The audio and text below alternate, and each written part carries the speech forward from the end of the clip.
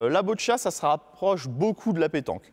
Il y a quand même quelques règles de différence, effectivement, dues aux conditions des sportifs. 6 boules par équipe, 4 manches de 3 minutes pour marquer 6 points. Les règles changent, mais comme pour sa cousine provençale, ici on joue pour l'emporter.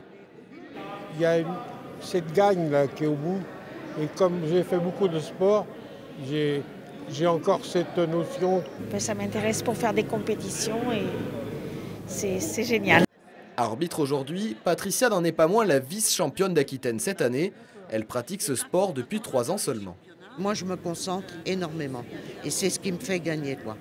Dans le lancer, Le lancer, bon, vous pouvez il y a le lancer, il y a regarder comment joue l'adversaire, et puis il y a la stratégie aussi. Vous pouvez très bien jouer d'un côté comme de l'autre. Ça reste secret, ça. Ça reste secret, hein, ça.